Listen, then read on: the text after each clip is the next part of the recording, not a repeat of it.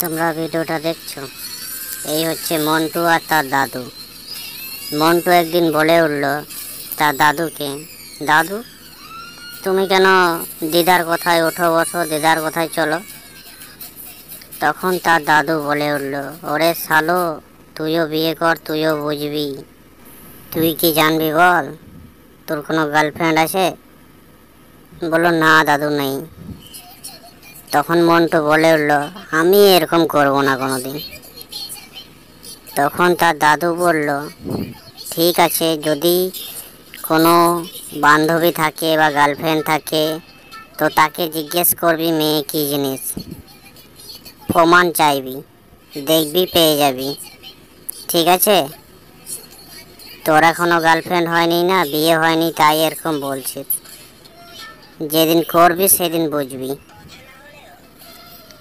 মন্টু মুখের ওপর কথা বলে উঠল, হ হ, আমি এরকম করব না।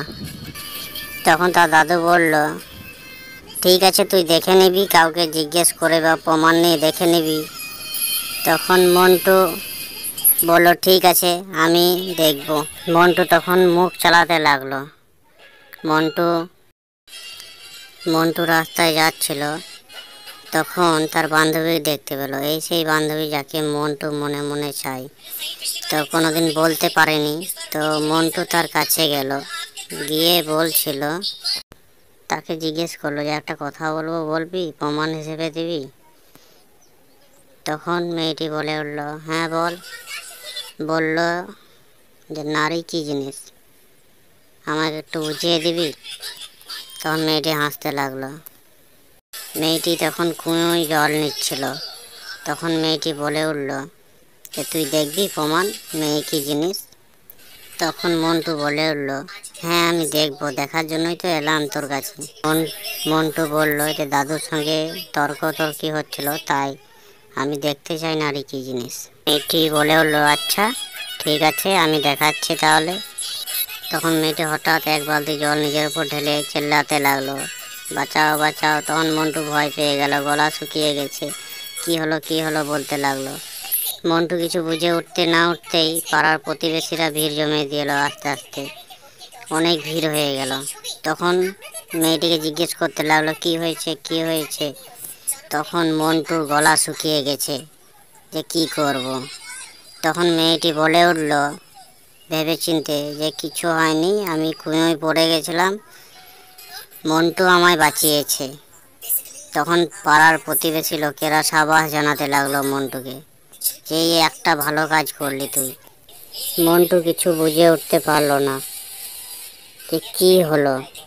তবে পাড়ার লোক ওকে সাবাস জানালো, তাতেও একটু খুশি ছিল, আনন্দ ছিল, কিন্তু কোনো কিছু বুঝে উঠতে পারছিল না যে কেন এরকম নাটক করলো সে, তার বান্ধবী। পরের দিন আবার দেখা তার বান্ধবীর সাথে। মন্টু জিজ্ঞেস করলো যে কাল কেন এমন নাটক করলি? মেয়েটি হেসে উঠল, বলল, প্রমাণ পাসনি কাল? তুই তো বললি যে নারী কী জিনিস আমি দেখতে চাই, তো কাল প্রমাণ পাসনি? কাল প্রমাণ? তখন মন্টু বলে উঠল, না কই, কাল তো কিছু বুঝতে পাইনি, কাল তো তুই নাটক করলি। নাটক করে আমি তো ভেবেছিলাম আমি পাড়ার লোকের কাছে আজ মারই খাবো, তুই যা করলি, কিন্তু না, আমাকে ভালো বানিয়ে দিলি।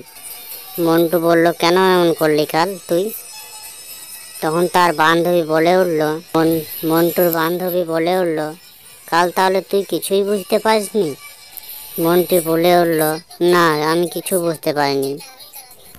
তখন মন্টুর বান্ধবী বলে উঠল, দেখ, কাল আমি নাটকটা করেছিলাম, তুই দেখতে চাইছিলি প্রমাণ। কাল আমি এক বালতি জল ঢেলে যখন চেঁচাচেঁচি করছিলাম, চিল্লাছিলাম, তখন তুই ভয় পেয়ে গেছিলি না? তখন যদি আমি বলতাম যে মনটা আমায় কুঁয়োয় ঠেলে দিয়েছিল, তো তোর পিঠের ছাল তুলে দিত পাড়ার লোকে। কিন্তু আমি ভেবেচিন্তে কথাটা উল্টে দিলাম, যে মনটা আমায় বাঁচিয়েছে, তাই তোকে সাবাস জানালো পাড়ার লোক। আমি চাইলে তোকে মার খোয়াতে পারতাম, আমি চাইলে তোকে নাম আর বদনাম দুটোই আমার হাতে,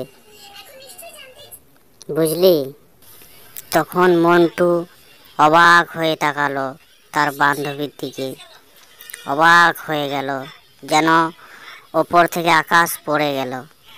তখন তার বান্ধবী বলে উঠল যে একটা নারী পারে একটা ছেলের জীবনকে নষ্ট করতে, আর একটা নারী পারে একটা ছেলের জীবনকে সুন্দর করে গড়ে তুলতে।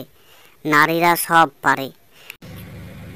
এই যুগে মেয়েদের কথাই শোনে সবাই, মেয়েদের কথাই বিশ্বাস করে, আর মেয়েদের কথাই উঠে বসে সবাই, আর মেয়েদের কথাই শুনে চলে সব। তো মেয়েদের সঙ্গে পাঙ্গা নিও না, মেয়েদের থেকে যত দূরে থাকবে তত ভালো থাকবে বন্ধু। এই কথা বলে তার বান্ধবী চলে গেল। মন্টু তখন হতাশ হয়ে তার দাদুর কাছে গিয়ে বলল, দাদু, সবাই কেন মেয়েদের এত ভয় পায়? মেয়েদের কথাই কেন চলে? মেয়েদের কথা কেন শোনে? সব নিয়ম কানুন কি মেয়েদের জন্য? ছেলেদের জন্য কিছু নেই? তখন তার দাদু বলে উঠল যে খাবার খাবো, ওই গল্প পরে করব, এখন খেতে যাবো,